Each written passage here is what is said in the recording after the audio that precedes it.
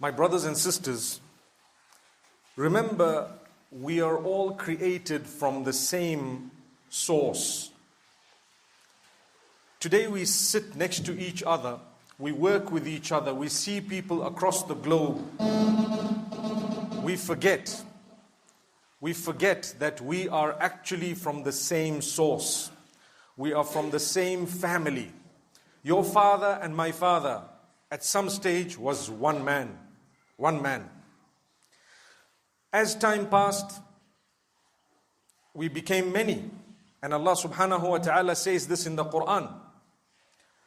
يا أيها الناس إنا خلقناكم من ذكر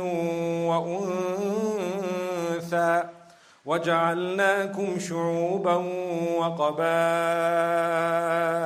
لتعارفوا. O people, I have created you from a single male and a female, and I have made you into different tribes and people, so that you can recognize one another, so that you can know one another. Now, your right to be on earth is exactly like mine. Your life is as sacred as mine. The life of the one whom you hate is as sacred as yours. You need to know that. His right to live on earth is exactly yours. We share this globe. It does not belong to any particular person. It belongs to the Maker alone. So if you think that you are the only person who has a right to be in a certain place on earth, or to be on earth, then you are wrong. Because the richest of the lot and the poorest of the lot both have exactly the same right to be on earth. The lines that we find dividing us are political lines. What that means is the countries and their borders have been created later on. They are there for political reasons. And if you'd like to cross over, you have the right to cross over on condition that you meet a few basic requirements. But where you were born, that is your place. Subhanallah. Your right to live as a human being, your identification as a human being is exactly equivalent to my right. People forget this. Whether you're a Muslim or not, whether you're a Christian or not, whether you're Jewish or not, whether you are Hindu or not, whether you have a faith or not, whether you like hot bread or hot chapati, whatever it is, you have exactly the same right as the others. To be what you believe is correct. No one has the right to hit you, to harm you, to attack you based on the fact that you've chosen a religion or you like something different from them. But if you harm someone, they have the right to defend themselves. If you're threatening to attack someone, they have the right to plan their own defense. And they have the right, perhaps, depending on what authority they have the right to deal with you in a manner that would solve the problem. If I have a problem with you, I need to know that I don't have the right to harm you, to hit you, to kill you, or your people. Nor do you have the right to do that to me. We all have to understand that we belong to the same Maker. We come from the same family. In fact, I want to take it all the way to those who don't believe in a Maker. Those who don't believe that they were created by a God. The one thing they do believe is that the human species all come from one source. They all came from the same source. So whatever source they want to believe is different from what I believe. Nothing gives me the right to go out and harm them and kill them and hurt them, so much so that when I disagree, I should disagree with respect. When I want to challenge their ideology, I need to challenge it with respect, not with hate. I don't need to call people dogs and cats. I don't need to insult people while I'm disagreeing with them. That's not what we're taught as human beings. You must be respectful. When Allah speaks about discussing the differences between us and the people of the book made up of the Jews and the Christians, He says, when you are discussing with them, make sure that you only engage the most beautiful and the best way. وَلَا تُجَادِلُوا أَهْلَ الْكِتَابِ إِلَّا بِالَّتِي هِيَ أَحْسَنُ. Don't ever discuss matters or engage in the discussion with the people of the book except with that which is the most beautiful methodology. In another place Allah says, "Ud'u ila sabili rabbika bil hikmah." When you call towards your Lord, call with wisdom. If I stood in front of you and if we had a major problem of drugs, and we do, or alcohol, and we do, or gambling, and we do, and I were to swear in the masjid to say, those who are engaging in this, they are this and that, using the worst words, the most derogatory swear words, etc. Do you think you would be seated here? Would anyone want to sit and listen to someone who is spewing hate? No. But when someone lovingly corrects you to say, you know what? You're a respectable human being. You were created by Allah. You're a really good person. What you need to know is that what you're doing will not help you because of X, Y, Z. Now we're talking. The man or the woman may smile and they will probably learn. They will feel like changing because I have proven to them that what I am saying is more valid than what you are. But I want to tell you something. My brothers and sisters, sometimes when we are discussing with someone, we are wrong and they are right. And we are convinced that we are right and they are convinced that they are right. Now what do? You leave it to Allah. You don't ever become so passionate about what you hold that it leads you to violence. It leads you to hitting someone, to attacking them.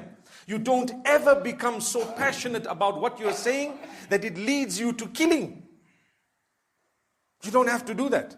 If Allah wanted, He would not have created them in the first place. Why would Allah create people and tell you now you kill them? For what? He's the giver of life. Muhyi wa mumit. He's the one who gives life. And He also takes that life away.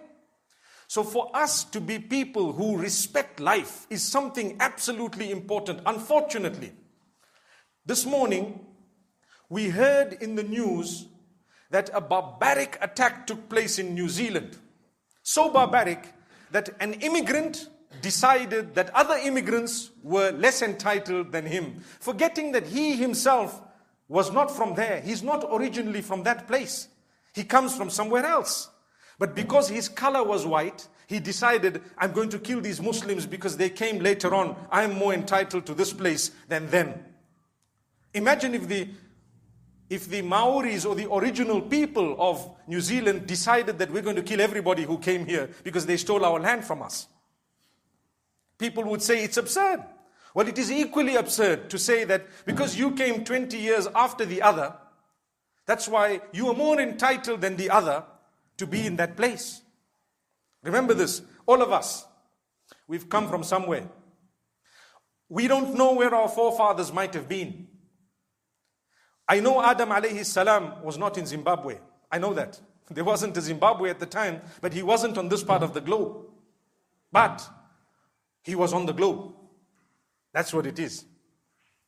So people cannot discriminate against someone else to say you're originally from Malawi or you're originally from India, so we hate you or you don't have a right to be here. Because you know what? If we were to search the lives of those who are claiming that, they too would probably not be from that place.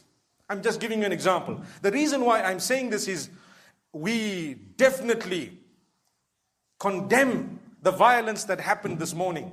Not violence, it was terrorism, an act of terror. The man walked in with a gun into the masjid while people had just completed their prayer, automatic gun, and started shooting everyone who was there. Everyone who was there this morning. Then he went into the other section, shot again. And this happened at 2 mosques at the same time. And what did he say? He said, I'm revenging, and these people who have come here are not supposed to have come. These immigrants are all extremist Muslims who have come, etc. That's not true, not at all. Because of people's comments over a long time in the media, and elsewhere and on social media against Muslims, painting all Muslims with the same brush. Yet it's a small number of Muslims who perpetrate crimes in the name of Islam that you and I know are not a part of Islam. Because we're all being painted with the same brush, it gives rise to people who feel that we should be killed because of the crimes of others.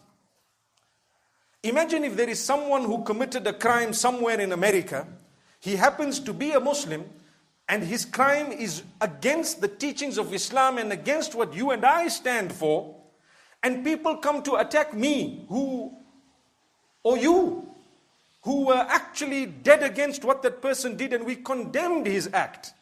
And we even said it's not a part of this. And in our own lives, let's be honest, all of us who are here this afternoon, have we not reached out to the Christians and the Jews and the Hindus and the others? Do we not have people we grew up with who are people of all sorts of faiths? Was it ever a problem to live in the midst of people with diverse faiths? It was never a problem.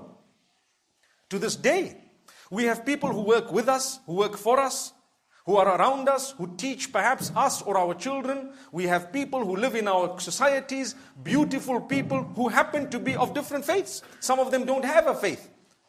But what is the connection between us? They are still part of the human family. Remember that. Their father, my father, some time back was one person. Adam alayhi salam. So it is absurd for someone to think that, you know what? I should attack these people because of what happened overseas somewhere. That is wrong. The people are innocent. A lot of the Muslims who were killed today were professionals, people who delivered to society. They served communities irrespective of the faith of the people there. Doctors and accountants perhaps, lawyers and teachers and so many others. Charity workers, those who are very good neighbors to their non-Muslim neighbors. As the days pass, we will find out more about these victims, the individuals, and the loss was for the society and community of New Zealand to begin with, and thereafter for humanity at large. And the only reason I speak about it today is to show, number one, solidarity, to stand in solidarity with the victims, and to tell you that New Zealand is an absolutely beautiful country. It is a very peaceful nation. The people of New Zealand do not stand for what happened today. Just like if something were to happen in our place, may Allah forbid, does it mean we stand for that violence? No, it doesn't. So let's not think that the people of New Zealand are bad. They are actually good. Not 99% of them, but more than 99%, almost 100%. Because of the acts of a few, it does not make everyone bad. But my brothers and sisters, that's exactly what we are saying about Islam. To say that you see these acts that are being perpetrated, they are using our name, they are saying we are Muslims across the globe, killing, fighting. Some Muslims believe that non-Muslims don't have a right to exist. That is a deviant ideology. That is wrong. Some Muslims believe that you've got to kill the non-Muslims. The number who believe that is very small. Percentage-wise, it is probably less than 0.00 something percent. But don't we all get blamed for it? When people look at you and they see you're a Muslim, they start saying, hey, these guys are terrorists. I believe around us, our brothers and sisters of other faiths and their leaders need to talk about the good that Islam has. Sometimes intentionally, people have come to me and told me that in our churches we heard how horrible Muslims are. And I think to myself, in our mosques, we don't ever talk about how horrible others are because we speak the truth. We don't have anything wrong within us to say, you know what? Christianity also has a lot of goodness in it. We have the 10 commandments that we share, but we differ in X, Y, and Z. And when we speak respectfully. So I call on church leaders and religious leaders to understand, to explain, just like I called Christians and Jews and everyone else our brothers and sisters in humanity. I have not heard them calling the Muslims our brothers and sisters. It needs to happen. Because we need to combat this. When you find killing because of hate, it has a root in the statements of some people. It has a root. If I were to start with you today and every day I tell you how bad a certain group of people are, it will be such that within a few years, you will want to eliminate those people because you now think that this person doesn't even have the right to exist. Sometimes you have a problem, and that problem goes down generations, and you don't realize, you know what, I've got a problem because of someone else's little issue, but they brainwashed me into believing that these people are really bad people. We need to be very careful how we think of others. Today, our biggest enemies are not the non-Muslims. The biggest enemies are actually people who say the same shahada as us. You and I don't deserve to live according to some people who claim to follow the Quran and the Sunnah. They say, this person doesn't belong to my ideology, my sect.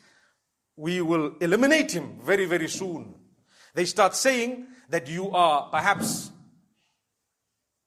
an apostate, a murtad. They use that word. What does that mean? When they use that word, they are encouraging their followers to kill you. That's all. Because you and I know that deep down somewhere, one of the rules under certain conditions where they say a murtad should be killed, although it's not applicable here right now, they want it to apply without giving you any form of benefit of the doubt or without acknowledging the difference of opinion. If there is a grave and I refuse to worship it, they would call me a murtad and they would encourage people to kill me. It's happening. It's happening. We are victims of it.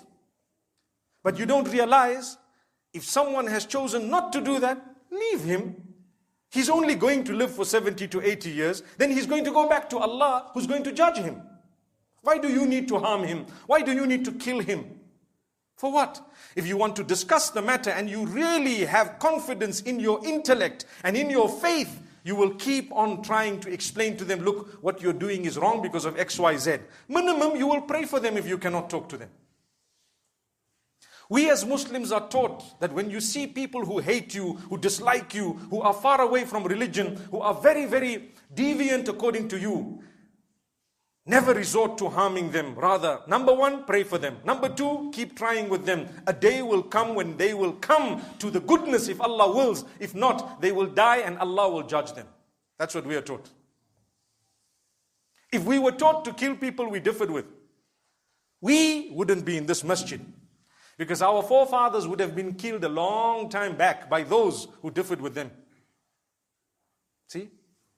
So don't let anyone brainwash you to harm others. When you want to harm someone, it is a reflection of the low intellect you have.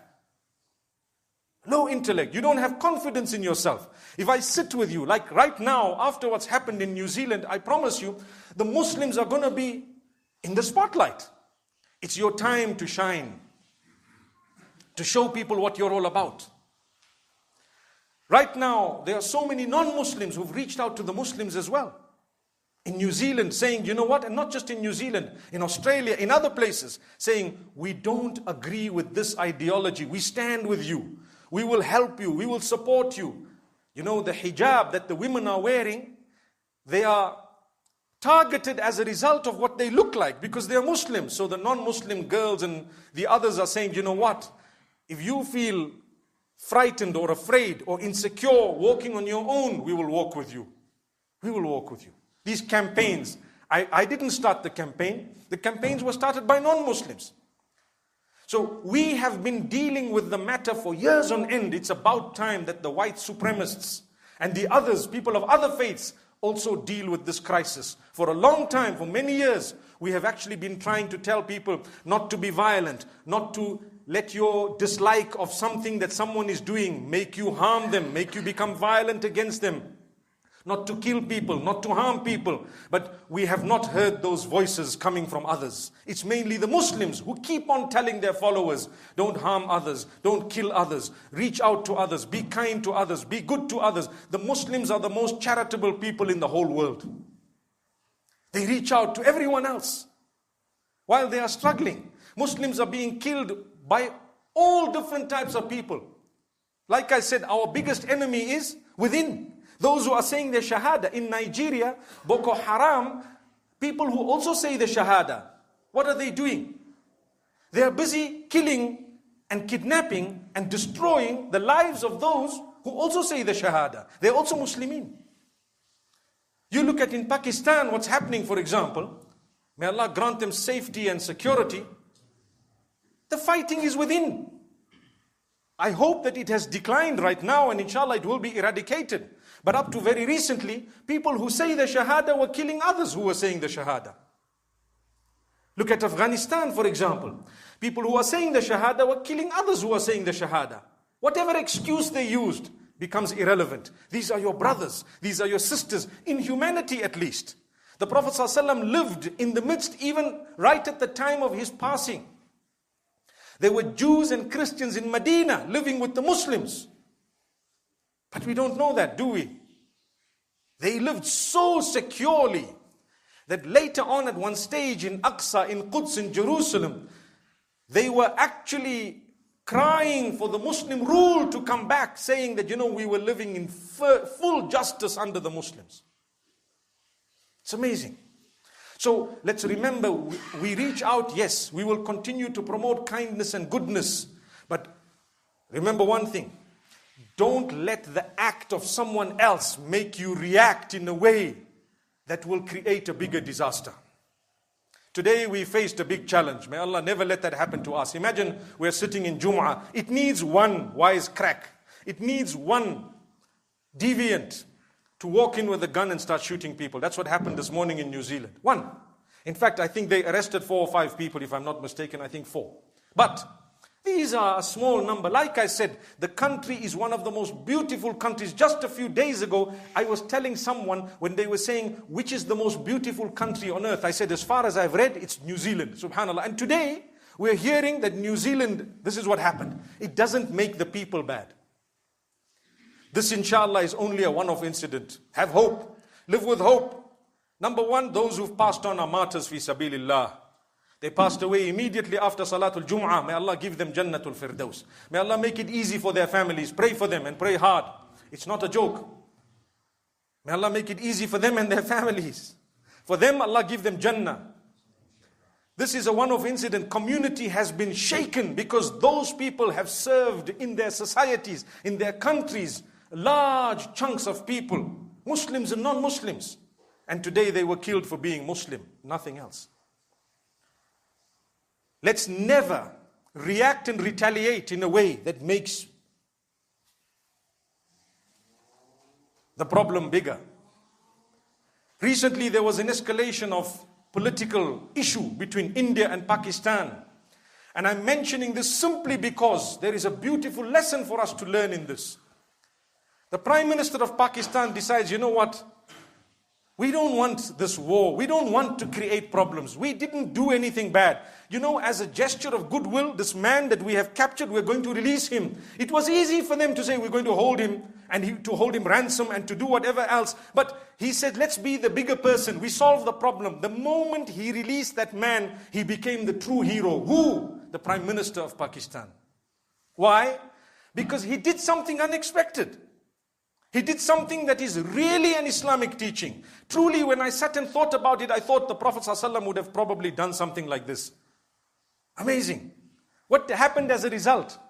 There was a de-escalation automatically. Today, there has been an escalation in New Zealand. The de-escalation will happen when we reach out with kindness, with love. We are in desperate need of healing. Healing comes with love, with goodness, with forgiveness, with understanding. It doesn't come with revenge and retaliation. And it doesn't come with brutal killing as a result of one killing.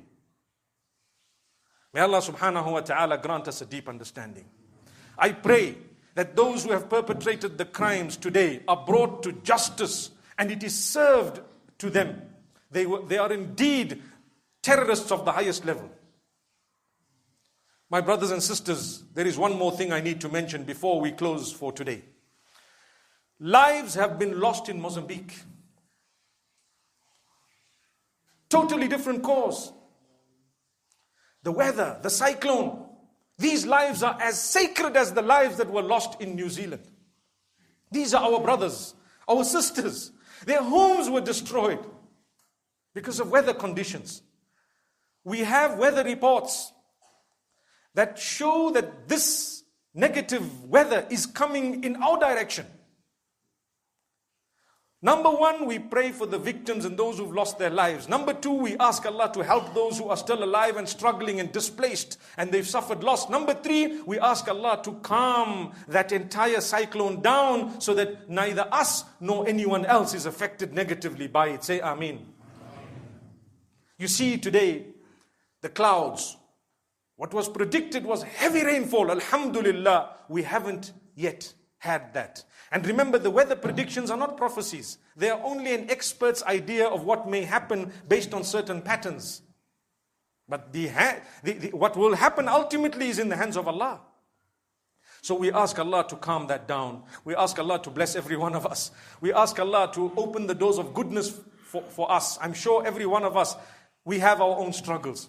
We have our own issues. We have our own matters. For each one of us, those matters are so important. Remember, be humble, be kind, be soft on others. They're all going through something. Help someone, Allah will help you. Say a good word to someone, Allah will assist you. Minimum, don't harm another person, and Allah will open the doors of success for you. أقول قولي هذا وصلى الله وسلم على نبينا محمد.